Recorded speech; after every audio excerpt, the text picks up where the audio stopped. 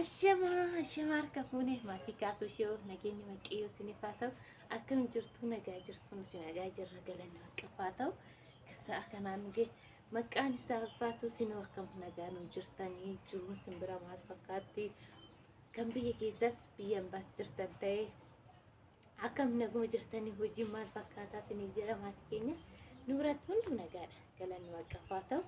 saa kanaan kun bu'ee isiniin jenna. Egaa anis nagaadha kaasunis nagaadha isiniin jenna. Iqaarras immoo adda fuutaan dhufee jira.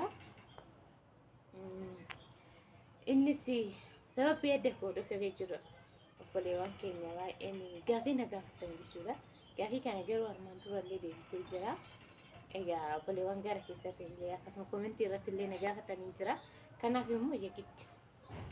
Sinin deebisee jireetanii giddeetaa waan isin gaafatan dirqama kooti isinii deebisuuni kanaaf adda koo dhufee galgala jechuudha sa'a lama ta'ee jira dukkanaa'ee jira ala hin jira jechuudha kan akkuma argitan ababaan nabarsee jira baay'ee tokko dasni kan jirudha amma ganni seenaa jira waan ta'eef bakka giriin eriyaa baay'ee bakka bareeda jechuudha bakka hundatti akkasii innis maal yaseetanii obboleewwan keenya biyya ambaa jirtan keessattuu gaafii kana kan gaafatu biyyattuu gallee hojiin hin jira maal hojjennaa obboleetti keenya tokkollee maal onattimi suuqii 80,000 yoo bane banuu danda'ai birrii 100 yookiin 80,000 jette obboleetti keenya tokko na gaafattee turte jechuudha suuqii jechuun hin jira mitiire hojiin biyya keenyatti dhugaa akka biizinesii yookiin ገንዘብ harkaa qabaanna wanna barbaadan hojjechuu hin dandeessu jechuudha. Waan immoo ገንዘብ harkaa qabaachuudha. Yoo qabaannes kan qabu jalatti hojjechuunis hin jira miira. Hin jira garuu osoo harkaa qabaatanii hojii dhuunfaa ofii banatanii hojjetanii baay'ee tokko shaggaadha jechuudha. Wanni xiqqoollee guyyaatti akkuma fe'anillee argatan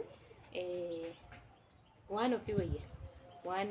nama ajjaan eeggachuu sanin waan kiyoo ta'e immoo guyyaa guyyaan gabisin gala waan ta'eef kanaaf immoo yoo jedhu jechuudha ofii hojii ofii dhuunfaa keenya banannee osoo hojjenne baay'ee tokko gaariidhaan jira. Hojiin waa'ee suuqirraa ilaalchisee akkuma isin jedhanis eegaleen jira asuma gibbii keessatti kino isiniif na waraabaa jechuun viidiyoo guyyaa tokko dhugaa dubbachuudhaaf hojii naannoo keenya wannoon suuqiin baay'een jiru guyyaatti sirriitti hojjenna yaada nuti ofii keenya yeroo arganne hin hojjenne gisee hundaan bannu malee jechuudha guyyaatti baay'ee hojjenna dhugaa dubbachuudhaaf hin hojjenna sirriitti osoo sa'aatii hundaayyuu banneetu amma hin jirani miire naggaadee waan tokko ganama kaasanii galgalaatti kan hojjennu nuti akkasii sa'aatii gimmaasha bannee gimmaasha hin cufna waan ta'eef nama hin qabnu egaa kanatti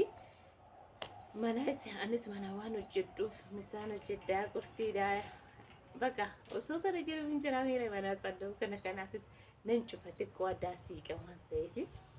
kanaaf kaasuun immoo hojii waan deemuuf nu bira oolu egaa kana isiniin jira maatii keenya suuqii kan akka dandeessaniin bantu shaqata jechuun suuqiin hin jira miira kan uffataatillee jira kan uffataa nama gaafata jechuudha kaffaltii guddaa gaafata suuqii uffataa banuuf maaliif uffanni takkittiin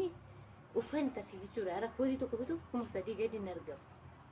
Surree sila በጣም ተወደደ jechuudha sirriitti surree dubartoota jechuudha baay'ee tokko wadadee jira boyfriend yoo beektan boyfriend warri hin beekne hin jira warri biyya keessa surree sirriitti maqaa isaanii beeku ani yeroo jalqabaatiif gaafa boyfriend naa bitii naan jette ijoolleen jechuudha. Innaa ijoollee sisterii tiyyaatiin naan jiru boyfriend surree boyfriend naa bitii naan jira ani boyfriend wala boyfriend surree naan jennu boyfriend naa bitii naan jette katamaa keessa irra jechuudha magaalaa keessa maal jechuudha boyfriend sir ani wanna maal akka ta'e naaf hin galle akkazaa maal jetta maal si naa bitii naan jetta jenna boyfriend surree boyfriend naan jette innaa surreen maqaa haaraa maqaan faa boyfriend fakkeenya surree sun jechuudha kuma jaan bitama birrii asitti jechuudha kuma jaan bitama wal caala darajaan jira darajaan tokkoffaan kuma jaha lammaffaan kuma afurii namni akkasumatti fakkaate garuu waan ofii qabxee illee miti warroonni bitatanii kaawwatan akkasnaan jiranii garuu namichi illee bitee jira kuma shanii fi bishaan immoo maaliin biteessudha namichi tokkoffuu innaa kanaaf suuqiin uffataa banuufi በጣም ulfaata ደግሞ suuqii uffata caafirra sossoon ta'e magaalaa qixxeetti bakka gabaa akka argataniif amma naannoo sallaatitti katamaa duraa warri beektan magaalaa sallaa baay'ee tokko onnoo godhanii bootaa baballeessanii diddiganii amma suuqii godhanii suuqiin sun kireeffamuuf jechuudha suuqii sun ji'aan 8,000 jechuudha suuqii san kireeffachuuf innaa osoo nama danda'amee jira caafii caafirratti garuu uffata sun ta'e shaqata suuqii akka shaqata innaa akka shaqataa yookiin ammoo iyyuu innaa injira mitiire suuqiin akka juusii cimmaaqii amma cimmaaqiin akka Itoophiyaa keessatti bakka baay'ee hin jiru maashinii fakkeenya foorasii jirtaffaa maashinii cimmaaqii osoo fidattanii asitti bitanii cimmaaqiin bircuqqoon takkittiin 80-90 jechuudha burtukaanaa fi yookiin maangoo yookiin muuzii bicha walitti dabalanii jechuudha. Innaa kana immoo yoo goofa asitti baay'ee maashinii barbaachisa. Oduu maashinii achi bitattanii fiddanii asitti sirriitti hojjettu. Innaa suuqiin immoo akka bakka injira mitiiree kan uffataa filate kan uffataa garuu gad dubbachuudhaaf uffata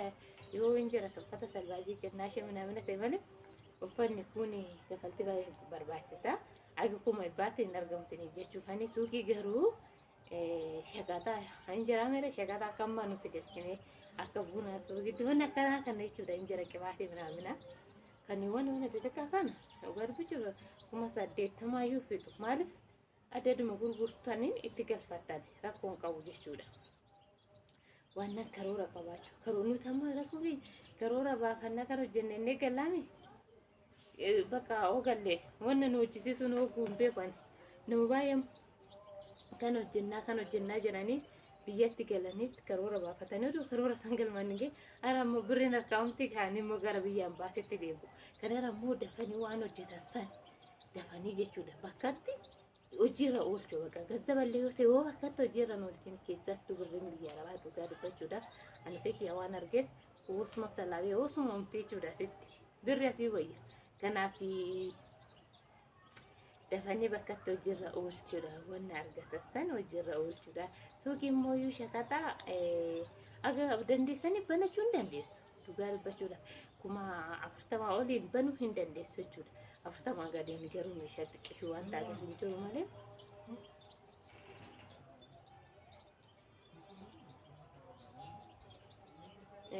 kuma 40 oliin banuu hin dandeessu 50-60 baqanas kan jedhe jechuudha maaliif sanuma gurgurtanii duruma saniitiin immoo egaa biraatti fidatan jechuudha egaa biraa akkasumaan ta'e birrii tokkoon qabaa an biyyatti galee hin taa'u hin jeena maal biyya hambaa kan hambaatiin guutu biyya hambaatitti dhugaa dubbachuudhaaf namaaf kanan guutaa nuuroon asii ol deemti birri minizaarii illee cammaru minizaarii garuu sirriitti cammaree jira jedhanii minizaarii illee cammaru nuuroon asiitti illee akkasuma tol cammaraa deema jechuudha kanaaf hojiin hin jira biyya keessatti gallaan jechuudha kanaaf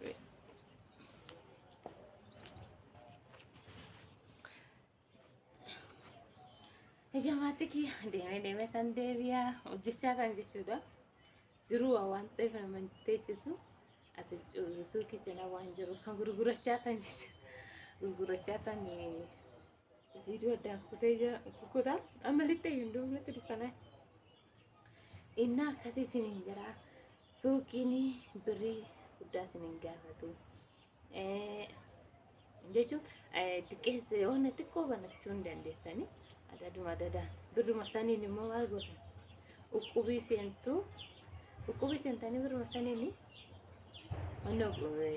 deebitanii suuqii guddifattu jechuudha birruma sanii uqubii seentanii uqubii isin gisee isinii bahetti immoo suuqii guddifachuu hin dandeessu innaa kanaaf aguma qabdan nama eegaltanii booda adaduma bakka uqubiidha biyya keenyatti baay'ee kan nama kaasu uqubii yoo seentan uqubii sun gaafsanii bahe suuqii isaan immoo bal'ifattanii guddifattanii egaa keessa seeraatti galfattanii isiniin jira egaa kanaafiyyuu biyya keessatti baay'eetu jira aga qabdaniin shaqata taana hin banattu keessattuu juus beekti mana juusii jechuudha mana juusii hin jiraame cimmaaqii midhaanii እና isa osoo hojjetan Itoophiyaa keessatti hin jiru. Gin mana kan baay'atu sirriitti Itoophiyaa keessatti hin beektanii mana mataatii fi mana suuqiidha jechuudha. Suuqiin amma naannoo keenya kana akkuma isin jedhu nuti katamaadhaa xiqqoo caasirra waan taaneef baay'ee hin jiru malee suuqiin mana manaan jira. Inna akka qabdanii banachuu hin dandeessu. Kaffaltii guddaa isin hin gaafatu shaqanne jechuudha. Deebisee egaa tokko irratti amma tirfii hin qaba kan naan jettan tirfii hin qaba. Akkuma hojjetan jechuudha dhugaa dubbachuudhaaf tirfii wanni hin qabne hin jiru. Haa ta'u birri amma baay'ee kan tirfii hin qabne malee kaardii moobaayilii irratti guutamu tirfii hin qabu jechuudha. Baay'ee kaardii takka amma abbaa kudhanii fakkeenyaaf birri 9 shilingii anuufa nuti shilingii kaardii takka irratti shilingii arganna. Garee baay'ina keessa immoo akkasumatti argatanii deebisee wanna biraa kan birri 40 irratti argannu hin jira. Kan birri 20 irratti argannu hin jira. Walitti dhufe immoo inni bu'aa akka. Kana sinin jira wanna barbaadan hojjechuu hin dandeessanii. Qabaanan argaa garuu birriin teessummaa arras borus takka takkaan yoo lukkisan takkuma takka yoo baasanii baasan achumaan. Innaa akkasii sinin jira maatii kiyya namni illee hojii nama galgala waan ta'eef amma galgalufte baay'een guyyaa hojii hojjechaa oolanii guyyaa qasiraa hojjetu galgala hojjetu namni baay'een. Inna kanaaf amma gabaannatti dhufaa jira kaasuu hin jiru anabichaa jira. Kanaaf isiniin jira kanaaf iyyuu biyyatti gallee maal hojjennaa hojiin hin jiru jettanii hin jenne qabna hin uffatina. Waan ilma namaa dursi maaliif fayyaa isiniif kennu akkasuma immoo jaarsa gaarii isiniif kennu warra jaarsa qabdanis immoo gaarii isiniif goo waaqayyoon warri neerumni immoo jaarsa gaarii isiniif kennu namni bukkee keessa yoo jiraate sincinaa namni jiraate sin jabeessa ol jabeessan. Namni nama cinaa jiraachuun barbaachisaadha tokkoffaarratti. Inna ol jajjabeessu yookiin immoo abbaa manaa bichaa miti obboleessa obboleetti miti riyyaan gaariin illee nama jabeessiti bar riyyaan gaariin illee qabaannan nama jabeessan innaa namaan mari'atanii jajjabaatanii hojjechuudha malee biyya hambaatitti urmii ofii fixuun humna ofii fixuun faayidaa hin qabu. Hojjenna birriin waan umtuuf birriinuma umti hojjenna hojjetanii birriin hin umti kanaafiyyuu. Biyya keessanitti galaa warra gaa'ee rafaa hojjettan warri immoo ganaa hojjechuu eddan keessatti warri ijoollee hin qabne ganaa ijoollee gochuu eddan galaatu